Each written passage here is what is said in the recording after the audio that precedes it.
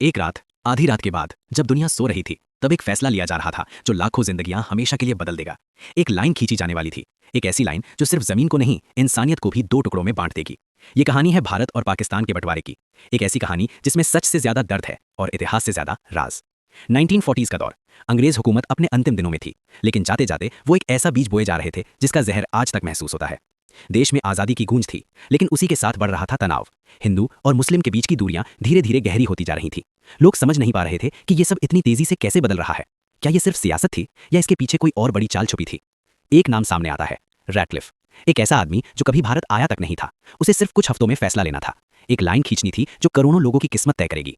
बिना जमीन को समझे, बिना लोगों की कहानियों को सुने, उसने नक्शों पर लकीर खींच दी। और उस एक लकीर ने शहरों को, गांवों को और परिवारों को अलग कर दिया। लोग सुबह उठे और उन्हें पता चला उनका घर अब किसी और देश में है। फिर शुरू हुआ सबसे डरावना दौर। ट्रेन्स, जो पहले सफर के लिए होती थीं, अब मौत का जरिया बन गई।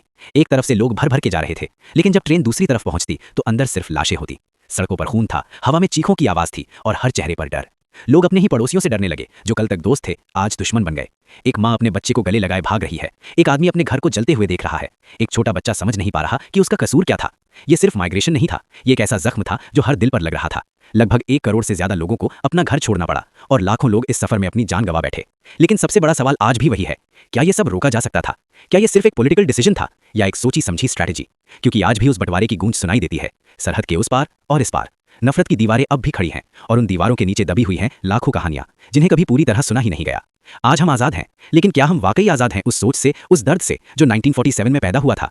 क्योंकि बंटवारा सिर्फ जमीन का नहीं था, ये दिलों का बंटवारा था। और शायद यही सबसे बड़ा राज है कि एक लाइन खींचना आसान था, लेकिन उसके निशान मिटाना शायद कभी मुमकिन नहीं होगा। और आज भी जब रात होती है तो इतिहास के पन्नों से एक ही सवाल गूंजता है, क्या हमने वाकई आज़ादी पाई थी या सिर्फ एक और कहानी शुरू हुई थी जिसका दर्द अभी तक खत्म नहीं हुआ?